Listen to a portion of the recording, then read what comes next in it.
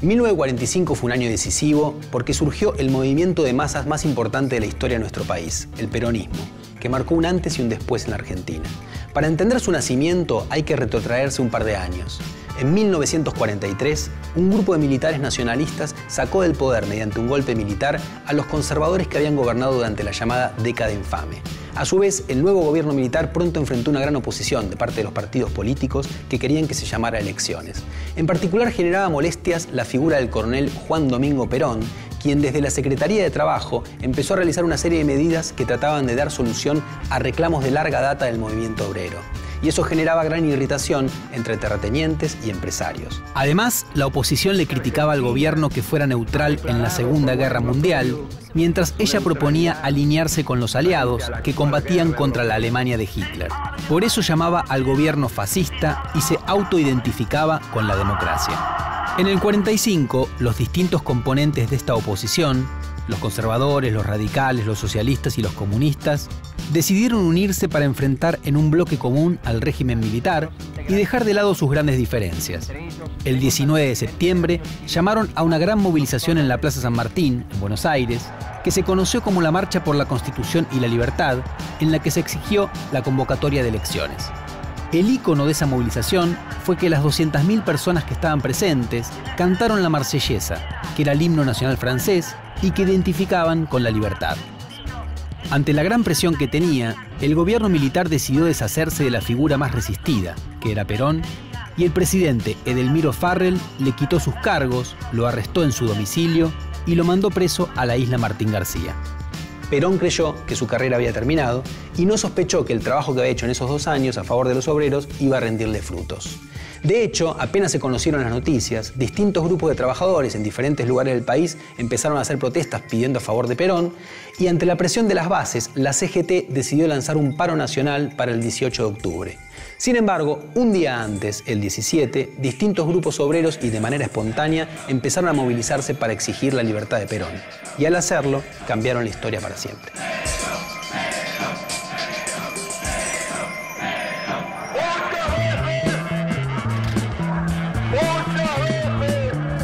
El discurso de Perón desde los balcones de la Casa Rosada, el emblemático 17 de octubre, frente a la multitud de trabajadores congregados, es considerado el mito fundacional del peronismo. El mito que selló el vínculo de Perón con el pueblo y el comienzo de esta identificación del peronismo con el fenómeno populista.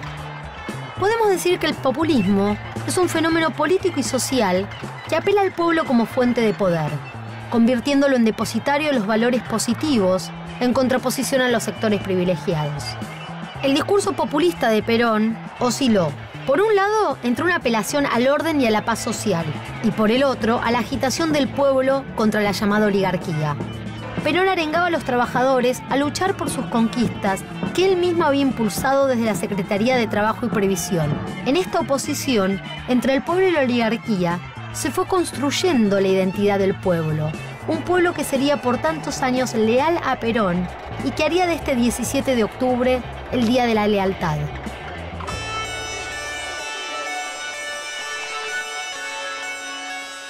Tropas soviéticas liberaron a más de 5.000 presos en el famoso campo de concentración de Auschwitz, uno de los símbolos del genocidio nazi, en el que murieron 1,5 millones de personas, la mayoría de ellas judías.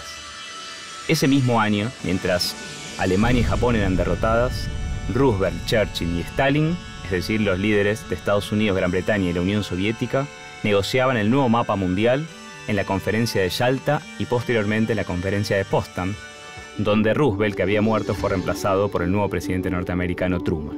Ese año se dio, en abril, la caída de Berlín y fue el fin, luego de la Segunda Guerra Mundial, con las bombas de Hiroshima y Nagasaki, en las que se calcula que murieron más de 200.000 personas. Era la primera vez que se utilizaba este tipo de bombas contra poblaciones civiles.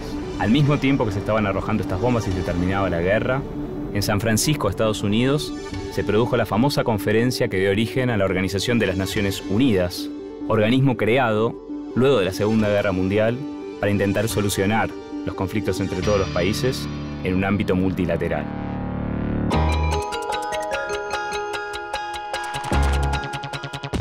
El peso del sector industrial superó al peso de la producción primaria en el total del Producto Bruto Interno.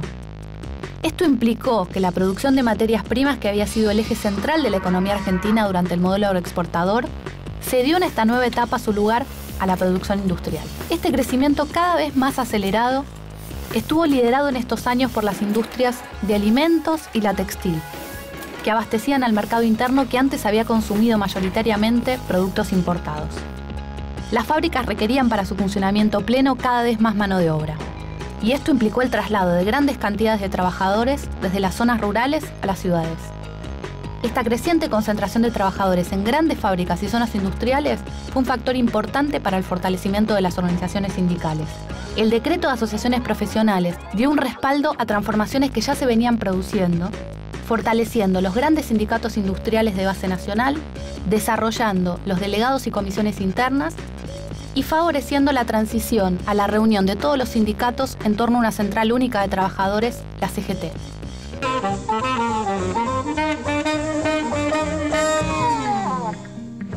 Lo que hizo de 1945 un año tan importante fue la movilización del 17 de octubre. Ese día a la mañana, desde temprano, miles de trabajadores empezaron a dirigirse desde distintos lugares del Gran Buenos Aires al centro de la capital federal para exigir la liberación de Perón.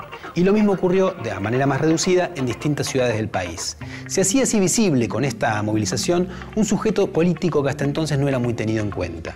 En Buenos Aires o en La Plata hubo muchos habitantes que se horrorizaron ante manifestantes a los que no entendían. No cantaban los típicos himnos de la izquierda, no marchaban encolumnados, sino que había una suerte de aire de manifestación alegre, con cosas carnavalescas y donde se entonaban canciones populares. En Buenos Aires hubo episodios de violencia, no tanto contra personas, sino contra los íconos del prestigio y la distinción social. Así se atacaron redacciones de diarios, bancos, confiterías coquetas, el Jockey Club y también edificios de la universidad, donde se cantó la consigna "Alpargatas sí, libros no". Es decir, que el 17 de octubre había un componente fuerte de revancha social. Fue la movilización del pueblo, la presión, lo que obligó al gobierno militar a liberar a Perón, y tras una larga jornada, a las 11 de la noche, el coronel habló desde el balcón de la Casa Rosada a sus seguidores que estaban en la Plaza de Mayo y que lo ovacionaron.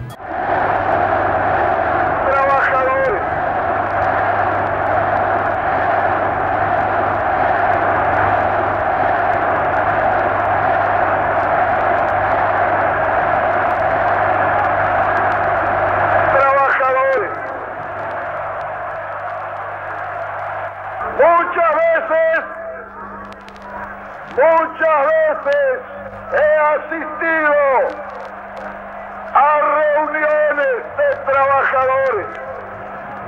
Siempre he sentido una enorme satisfacción, pero desde hoy sentiré un verdadero orgullo de argentino, porque interpreto este movimiento colectivo como el renacimiento de una conciencia de los trabajadores, una conciencia de los trabajadores que es lo único que puede hacer grande e inmortal la patria.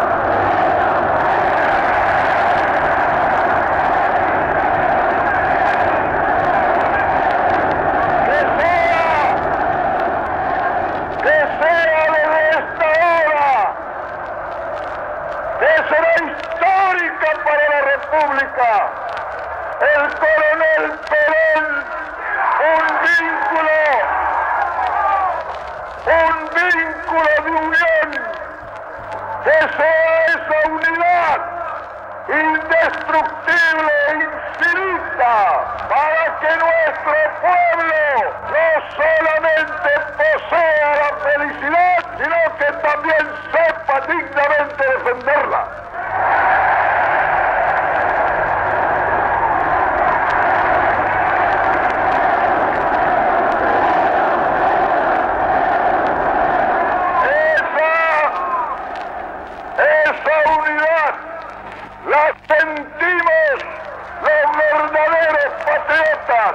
Porque al amar a la patria, no amaremos sus campos o sus casas, amaremos a nuestros hermanos nación.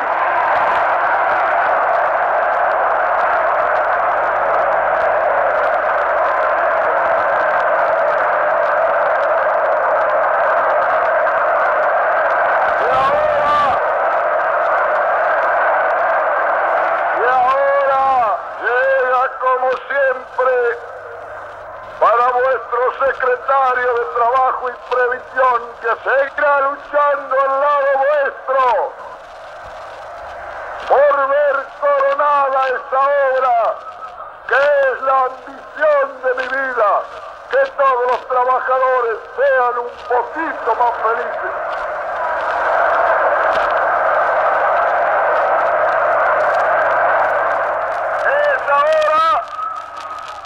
Es la hora del consejo, que lo doy con mi corazón tan abierto como puede presentarse a una cosa que uno tanto ama, el pueblo.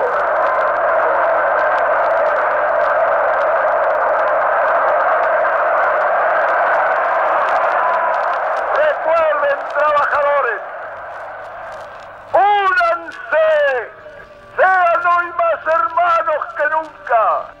Sobre la hermandad de los que trabajan, ha de levantarse en esta hermosa patria la unidad de todos los argentinos.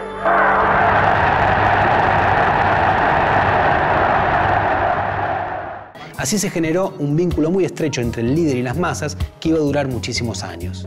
Esa noche también se hizo claro que se iba a convocar a elecciones, que fueron llamadas para febrero de 1946, y al poco tiempo la oposición decidió aglutinarse en lo que se llamó la Unión Democrática para poder enfrentar la candidatura de Perón. Este, sin embargo, iba a triunfar y el gobierno que iba a iniciar iba a realizar una serie de transformaciones que iban a ser muy grandes en el estado de las cosas. Por todo esto, 1945 fue uno de los años más decisivos de la historia argentina.